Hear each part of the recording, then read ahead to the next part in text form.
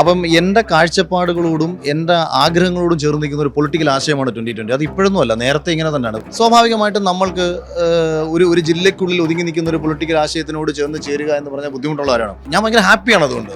ഒരു പക്ഷേ ഞാൻ കോൺഗ്രസിൽ പോയിരുന്നെങ്കിലോ മറ്റൊരു രാഷ്ട്രീയ പാർട്ടിയിൽ പോയിരുന്നെങ്കിലോ കിട്ടാത്ത ഒരു സന്തോഷം എനിക്ക് 2020 വരുമ്പോൾ ഉള്ളത് കിഴക്കമ്പലം പഞ്ചായത്തിൻ്റെ ഡെവലപ്മെൻറ്റ്സ് 2020 കാണിച്ചു തന്നിട്ടുണ്ട്. കാര്യം പല സ്ഥാനാർത്ഥികളെ നശിപ്പിച്ച് നാമാവശേഷമാക്കിയ ഒരു മണ്ഡലമാണ്. അപ്പോൾ അതുകൊണ്ട് നമ്മൾ അങ്ങനെ ചിന്ത എനിക്കുണ്ടായിരുന്നില്ല. അതായത് അവൻ്റെ പ്രശ്നങ്ങൾ അഡ്രസ്സ് ചെയ്യാൻ ശേഷിയുള്ളവനാണോ ആ പോയിരിക്കുന്നത്, അതോ സ്വന്തം താല്പര്യം നോക്കിയിട്ട് പാർട്ടിയുടെ താല്പര്യങ്ങൾ നോക്കിയിട്ട് ഈ നാടിനെ വിട്ടുകളയുന്നവനാണോ പോയിരിക്കുന്നത് ചിന്തിക്കണം. നമസ്കാരം. അഖിൽമാരാർ ഇപ്പോൾ 2020 ചേർന്നിരിക്കുകയാണ്. അഖിൽമാരാർ നമ്മോടൊപ്പം ഉണ്ട്. അഖിലെ, എന്താണ് ഇങ്ങനെ 2020 ചേരാനുള്ളൊരു സാഹചര്യം? അല്ല, ഞാൻ പത്രസമ്മേളനത്തിൽ പറഞ്ഞത് കണക്ക് തന്നെ ഒന്ന്, ഞാൻ പലപ്പോഴും ഒരു സ്വതന്ത്ര കാഴ്ചപ്പാട് പിന്തുടരുന്ന ഒരാൾ തന്നെയാണ്. അപ്പം എൻ്റെ കാഴ്ചപ്പാടുകളോടും എൻ്റെ ആഗ്രഹങ്ങളോടും ചേർന്ന് നിൽക്കുന്ന ഒരു പൊളിറ്റിക്കൽ ആശയമാണ് 2020. അത് ഇപ്പോഴൊന്നും അല്ല, നേരത്തെ ഇങ്ങനെ തന്നെയാണ്. അപ്പോൾ അത് ഞാൻ ഒരു താത്വിക അവലോകനം എന്ന സിനിമ നിങ്ങൾക്ക് കാണുമ്പോൾ അറിയാൻ പറ്റും. അതിലെ ജോജുവിൻ്റെ കഥാപാത്രം തൻ്റെ ബിസിനസ് തകർക്കാൻ ശ്രമിച്ച ഒരു രാഷ്ട്രീയ പാർട്ടിക്കെതിരെ അദ്ദേഹം നയിക്കുന്ന പോരാട്ടവും അതിൻ്റെ ക്ലൈമാക്സിൽ ഈ രാഷ്ട്രീയ പാർട്ടി നേതാക്കന്മാരെ തോൽപ്പിക്കാൻ വേണ്ടി പുള്ളി മത്സരിക്കുന്നതുമാണ്. അപ്പോൾ അവിടെ ഞാൻ പറഞ്ഞ ഒരുപാട് പോയിന്റ്സാണ് യഥാർത്ഥത്തിൽ 2020 ഒരു ബേസ് ആശയം ഉണ്ടായിരുന്നത്. അത് ഞാൻ പറയാം, എൻ്റെ പോയിന്റ് പിന്തുടരുന്ന ആശയം എന്നുള്ളതല്ല, സമാനമായ തോട്ടുകളാണ് 2020 പിന്തുടരുന്നത്. പക്ഷേ 2020 എറണാകുളം ജില്ലയ്ക്ക് അപ്പുറത്തേക്ക് അവരുടെ ഒരു പൊളിറ്റിക്കൽ സ്ട്രാറ്റജി വെക്കുകയോ അല്ലെങ്കിൽ ഒരു സ്റ്റേറ്റ് ലെവലിലേക്ക് അവർ വളരുകയോ ഒരിക്കലും ചെയ്തിരുന്നില്ല. സ്വാഭാവികമായിട്ടും നമ്മൾക്ക് ഒരു ജില്ലയ്ക്കുള്ളിൽ ഒതുങ്ങി നിൽക്കുന്ന ഒരു പൊളിറ്റിക്കൽ ആശയത്തിനോട് ചേർന്ന് ചേരുക എന്ന് പറഞ്ഞാൽ ബുദ്ധിമുട്ടുള്ളവരാണ്. ഞാനൊരിക്കൽ ശ്രീജിത്ത് പണിക്കരോട് 2 വർഷങ്ങൾക്ക് മുമ്പ് ഞാൻ ചോദിച്ചിട്ടുണ്ട്, നമുക്ക് 2020 പോയാൽ എന്തല്ല, ഞാൻ അവരോട് സംസാരിച്ചിട്ടുണ്ട്. ഞാൻ അതന്നെ അങ്ങോട്ട് ഞങ്ങൾ സംസാരിച്ചിട്ടുണ്ട്. ആ ബിഗ് ബോസ് പോകുന്നതിന് മുൻപായിരുന്നു, ചാനൽ ചർച്ച ഇരിക്കുന്ന സമയം. അപ്പോൾ എനിക്ക് അതുകൊണ്ട് തന്നെ ഇതെനിക്കൊരു ഞാൻ ഭയങ്കര ഹാപ്പിയാണ് അതുകൊണ്ട്. ഒരു പക്ഷേ ഞാൻ കോൺഗ്രസിൽ പോയിരുന്നെങ്കിലോ മറ്റൊരു രാഷ്ട്രീയ പാർട്ടിയിൽ പോയിരുന്നെങ്കിലോ കിട്ടാത്ത ഒരു സന്തോഷം എനിക്ക് 2020 വരുമ്പോൾ ഉള്ളത് കിഴക്കമ്പലം പഞ്ചായത്തിൻ്റെ ഡെവലപ്മെൻറ്റ്സ് 2020 കാണിച്ചു തന്നിട്ടുണ്ട്. അപ്പോൾ ഇത് എന്താണ് നമ്മുടെ നാട്ടിലേക്ക് 2020 എനിക്ക് വെക്കാൻ കഴിയുന്നത്? അതിപ്പോൾ ഞാൻ ഏത് മണ്ഡലത്തെ റെപ്രസെൻറ്റ് ചെയ്താലും ഏറ്റവും കുറഞ്ഞത് ആ നാടിൻ്റെ പ്രശ്നങ്ങളെ മനസ്സിലാക്കി അഡ്രസ്സ് ചെയ്ത് നിയമസഭയിൽ കൃത്യമായി പോയിൻ്റ് ഔട്ട് ചെയ്ത് ഏറ്റവും ബെസ്റ്റ് സ്വരമായി ആ മണ്ഡലത്തിന് വേണ്ടിയിട്ട് മാറാൻ കഴിയും എന്നൊരു പ്രതീക്ഷയുണ്ട്.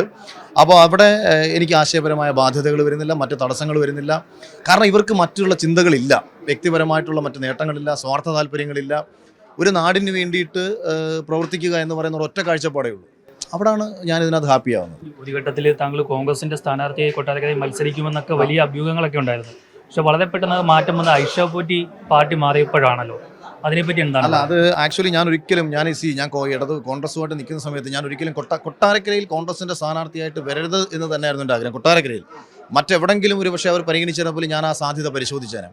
എന്തുകൊണ്ടാണെന്ന് പറഞ്ഞാൽ കൊട്ടാരക്കരയിൽ കുടിക്കുന്ന സുരേഷ് MP ഉണ്ടായിട്ടുള്ള ഒരുപാട് പോരായ്മകളുണ്ട്. അവിടുത്തെ സംഘടനാപരമായി സംഭവിച്ച പോരായ്മകളുണ്ട്. പിന്നെ സ്വാർത്ഥമോഹികളായിട്ടുള്ള ധാരാളം ആൾക്കാർ അവിടെ ഉണ്ട്. അപ്പോൾ അങ്ങനെ ഒരു സ്ഥലത്ത് നമ്മൾ ഒരിക്കലും ഒരു UDF കാൻഡിഡേറ്റായിട്ട് ചെന്ന് കഴിഞ്ഞാൽ ഇവരെല്ലാവരും കൂടെ നമ്മളെ നശിപ്പിക്കുന്നതിനോടൊപ്പം തന്നെ കാര്യം പല സ്ഥാനാർത്ഥികളെ നശിപ്പിച്ച് നാമാവശേഷമാക്കിയ ഒരു മണ്ഡലമാണ്. അപ്പോൾ അതുകൊണ്ട് നമ്മൾ അങ്ങനെ ചിന്ത എനിക്കുണ്ടായിരുന്നില്ല. അവരുമായിട്ട് സംസാരിച്ചതും സീറ്റ് ചർച്ചകളൊന്നുമില്ല, വളരെ സ്നേഹത്തോടുള്ള സംഭാഷണം. പിന്നെ എന്നെ കണക്കൊരാൾ ഈ പറയുന്ന കണക്ക് സോഷ്യൽ മീഡിയ വഴി പങ്കുവയ്ക്കുന്ന അഭിപ്രായങ്ങൾ പാർട്ടിക്കുള്ളിലും വരണം, ഞാൻ പാർട്ടിക്കുള്ളിലേക്ക് വരണം, അല്ലെങ്കിൽ മെയിൻ സ്ട്രീമിൽ ഉണ്ടാവണം എന്നൊക്കെ അവരുടെ നേതാക്കന്മാർ പറഞ്ഞിരുന്നു. പക്ഷേ അവിടെ ഒരു ഓപ്പണിങ്ങിന് എനിക്ക് പറ്റിയൊരിടം അവർ നോക്കിക്കൊണ്ടിരിക്കുമായിരിക്കാം. ഒരു പക്ഷേ എന്നോട് ഞാൻ പിന്നീട് ചോദിക്കാൻ പോയിട്ടില്ല. 2020 NDയുമായി ചേർന്നതിന് ശേഷം എനിക്ക് ഏറ്റവും താല്പര്യം അത് തന്നെയാണ്. എനിക്ക് പറ്റിയിടം, എനിക്ക് മുന്നോട്ട് പോകാനും ഞാനെന്ന് പറയുന്ന വ്യക്തിക്ക് കൂടുതൽ കാര്യങ്ങൾ അനാവശ്യമായി ആരുടെയും ബാധ്യതകളില്ലാതെ ചെയ്യാനും പറ്റുന്ന ഒരു സ്പേസാണ് 2020. അതുകൊണ്ട് അത്തരം കാഴ്ചപ്പാട് പിന്തുടരുന്നവർക്ക് 2020 ഞാൻ സ്വാഗതം ആശംസിക്കണം. പരമാവധി ആൾക്കാരും വരട്ടെ. അപ്പോൾ കൊട്ടാരക്കരയിൽ സ്ഥാനാർത്ഥിയാക്കി കഴിഞ്ഞാൽ താങ്കൾ അവിടെ മത്സരിക്കുമോ? അല്ല, ഇതിപ്പോൾ നിലവിൽ ഈ സ്ഥാനാർത്ഥിയാക്കുക എന്ന് പറയുന്നത് 2020 മാത്രം തീരുമാനമല്ല. അപ്പം ഞാൻ 2020 സ്ഥാനാർത്ഥിയാകുമെന്ന് മാത്രമേ എനിക്ക് പറയാൻ പറ്റൂ. അത് ഏത് മണ്ഡലമാകണം, അവിടെ ഏത് രീതിയിലാണ് ഒരു ജയസാധ്യത, ഇതൊക്കെയാണ് അടുത്ത പരിശോധിക്കുന്നത്. കൊട്ടാരക്കരയിൽ നിർത്തിയാൽ അവിടെ വിജയസാധ്യത ഉണ്ടാവും? കൊട്ടാരക്കരയിൽ നിർത്തിക്കഴിഞ്ഞാൽ എനിക്ക് വലിയ സാധ്യതകൾ ഞാൻ കാണുന്നത് അത് കൊട്ടാരക്കരയെന്നല്ല, ഒരുപക്ഷെ ഇനി ഏത് മണ്ഡലത്തിലായാലും ഇന്നത്തെ പുതിയ തലമുറ ആഗ്രഹിക്കുന്ന കാര്യങ്ങൾ പലപ്പോഴും അഡ്രസ്സ് ചെയ്യപ്പെടാതെ പോകുന്നുണ്ട്. ഇന്ന് നമ്മുടെ കേരളത്തിൽ ഒരു വലിയ വിഭാഗമാണ് സോഷ്യൽ മീഡിയ എന്ന് പറയുന്നത്. സോഷ്യൽ മീഡിയയിൽ തന്നെ കോണ്ടന്റ് ക്രിയേറ്റേഴ്സ്, ഇൻഫ്ലുവൻസേഴ്സ്, അല്ലെങ്കിൽ യൂട്യൂബിൽ നിന്നും ഫേസ്ബുക്കിൽ നിന്നും നമുക്ക് ജീവിക്കാൻ ആവശ്യമായ സാധ്യതകൾ എങ്ങനെ കണ്ടെത്താം? നമ്മളിപ്പോഴും പരമ്പരാഗത ശൈലിയിൽ കുട്ടികളെ ഇങ്ങനെ വിട്ടുകൊണ്ടിരിക്കുകയാണ്. അപ്പോൾ എന്താണ് നിങ്ങളുടെ മക്കൾക്ക് വേണ്ടത്, എന്താണ് എൻ്റെ സഹോദരങ്ങൾക്ക് വേണ്ടത്, എൻ്റെ അനിയന്മാർക്കും അനിയത്തിമാർക്കും എന്താണ് വേണ്ടത്, അത് മനസ്സിലാക്കിയിട്ട് AI സാധ്യതകൾ എന്തൊക്കെയാണ്. അപ്പോൾ ഇതൊക്കെ നിയമസഭയിൽ പോയി നിന്ന് അഡ്രസ്സ് ചെയ്ത് സംസാരിക്കാൻ ഈ കാലഘട്ടത്തെക്കുറിച്ച് അറിയുന്നൊരുത്തം വേണം. അപ്പോൾ അല്ലാതെ എല്ലാ കാലത്തും നമ്മൾ ഈ പഴങ്കഥകളും പറഞ്ഞ് വേറൊരാളെയും കുറിച്ച് എനിക്ക് എൻ്റെ കൊട്ടാരക്കര മണ്ഡലത്തെ സംബന്ധിച്ച് അവിടെ ഒരുപാട് നല്ല കാര്യങ്ങൾ ചെയ്തിട്ടുള്ള ബാലകൃഷ്ണ സാറുണ്ട്, അദ്ദേഹത്തിന് നമുക്ക് നന്ദിയുണ്ട്. ഐഷ പോറ്റി ഒരുപാട് കാര്യങ്ങൾ ചെയ്തിട്ടുണ്ട്. ഐഷ പോറ്റിക്ക് ഒരുപാട് കാര്യങ്ങൾ ചെയ്യാമായിരുന്നു, പക്ഷേ അവർ ഒരുപാട് കാര്യങ്ങൾ ചെയ്തിട്ടുണ്ട്. ബാലഗോപാൽ ഒരുപാട് കാര്യങ്ങൾ ചെയ്തിട്ടുണ്ട്. നമ്മൾ ഇവരെ ഒന്നും കുറ്റം പറഞ്ഞുകൊണ്ടല്ല പോകുന്നത്. അവരൊക്കെ ചെയ്യേണ്ട കാര്യങ്ങൾ ചെയ്തു. പക്ഷേ അവർക്ക് അറിഞ്ഞുകൂടാത്ത ചില കാര്യങ്ങൾ, അവർക്ക് ചെയ്യുന്നതിനെക്കാട്ടിയും കൂടുതൽ കാര്യങ്ങൾ, കുറഞ്ഞ പക്ഷം അവർ സംസാരിക്കുന്നതിനെക്കാട്ടിയും കൂടുതൽ മികച്ച രീതിയിൽ നാടിൻ്റെ ഒരു പ്രശ്നം അഡ്രസ്സ് ചെയ്യാൻ എനിക്ക് കഴിയുമെന്നുള്ള ഉറച്ച വിശ്വാസം എനിക്കുണ്ട്. അങ്ങനൊരു വിശ്വാസം, അതായത് ആര് ഭരിക്കുന്നു, ആര് മുഖ്യമന്ത്രിയാകുന്നു എന്നതിനേക്കാൾ ഉപരി എൻ്റെ മണ്ഡലത്തെ ആര് റെപ്രസെൻ്റ് ചെയ്യണം, എന്നെ ആര് റെപ്രസെൻ്റ് ചെയ്യണം എന്ന് ഓരോ സാധാരണക്കാരനും ചിന്തിക്കണം. അതായത് അവൻ്റെ പ്രശ്നങ്ങൾ അഡ്രസ്സ് ചെയ്യാൻ ശേഷിയുള്ളവനാണോ ആ പോയിരിക്കുന്നത്, അതോ സ്വന്തം താല്പര്യം നോക്കിയിട്ട് പാർട്ടിയുടെ താല്പര്യങ്ങൾ നോക്കിയിട്ട് ഈ നാടിനെ വിട്ടുകളയുന്നവനാണോ പോയിരിക്കുന്നത് ചിന്തിക്കണം. എനിക്ക് കിട്ടിയ സാധ്യതകളെയും സാഹചര്യങ്ങളെയും വേണ്ടെന്ന് വെച്ചിട്ടാണ് ജനങ്ങൾക്ക് വേണ്ടി പ്രവർത്തിക്കണമെന്ന് ഞാൻ ചിന്തിക്കുന്നത്. എനിക്കിന്നും ഇനാഗുറേഷൻ ചെയ്ത പൈസ കിട്ടും, എനിക്കിന്നും സിനിമാ മേഖലയിൽ അവസരങ്ങളുണ്ട്, എനിക്ക് ഒരു 30 ദിവസത്തെ ആൾ കളിക്കാൻ വേണ്ടി തിരഞ്ഞെടുപ്പിൽ മത്സരിക്കേണ്ട ഒരു കാര്യവുമില്ല. അപ്പം അങ്ങനെയൊക്കെ വരുന്ന ആൾക്കാരുണ്ട്, ഒരു 30 ദിവസം തിരഞ്ഞെടുപ്പിൽ മത്സരിച്ച് ആൾ കളിക്കാൻ വേണ്ടി. ഇതൊന്നും വേണ്ട.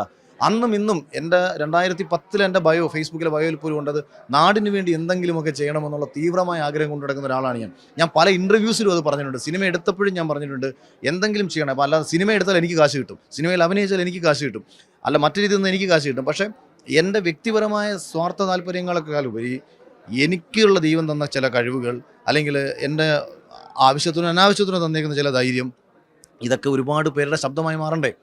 ഒരുപാട് പേര് നിശബ്ദരാക്കപ്പെട്ടൊരു നാട്ടിൽ അവർക്ക് വേണ്ടി സംസാരിക്കാൻ കഴിയാവുന്ന ഒരുത്തനെ അവർ തള്ളിക്കളയില്ല. കൊട്ടാരക്കരക്കാർക്ക് അത്ര ബുദ്ധിയില്ലായ്മയൊന്നുമില്ല, മറ്റുള്ളവരുടെ ശബ്ദമായി മാറും. അല്ല, ഞാൻ പറഞ്ഞത് കൊട്ടാരക്കരയാണെങ്കിൽ, നീ ഇപ്പം കൊട്ടാരക്കരയെന്ന് ചോദിച്ചുകൊണ്ടാണ് പീഷ് ചോദിച്ചോണ്ട് അത് പറഞ്ഞത്. അതല്ല, ഏതൊരു മണ്ഡലമാണെന്നുണ്ടെങ്കിലും ആ മണ്ഡലത്തിലുള്ള ജനത ഈ രീതിയിൽ ചിന്തിച്ചാൽ 100% ജയിക്കും. സാധാരണക്കാരുടെ ശബ്ദമായി മാറും എപ്പോഴും. അത് ഞാൻ ബിഗ് ബോസിൽ പോകുന്ന സമയത്തും കുറേ ആൾക്കാർ എന്നെ ആദ്യം തോപ്പിക്കുമെന്നാണ് പറഞ്ഞത്. പക്ഷേ ജനത്തിന് മനസ്സിലായി ഞാനൊരു സാധാരണക്കാരനെ റെപ്രസെൻ്റ് ചെയ്യുന്ന ആളാണെന്ന് മനസ്സിലായി. അതുകൊണ്ട് അത് തന്നെയാണ് അഖിലിനും പറയാനുള്ളത്. സാധാരണക്കാരുടെ ശബ്ദമായി മാറും, അതിനു വേണ്ടിയിട്ട് പ്രവർത്തിക്കുമെന്നാണ്. അതിനു വേണ്ടിയിട്ടാണ് 2020 ഇപ്പോൾ അദ്ദേഹം ചേർന്നിരിക്കുന്നുവെന്നും വ്യക്തമാക്കിയിരിക്കുകയാണ്. കൊച്ചിയിൽ നിന്നും ജസ്റ്റിൻ വർഗീസിനോടൊപ്പം ആർ പിയൂഷ്, മറുനാടൻ മലയാളി.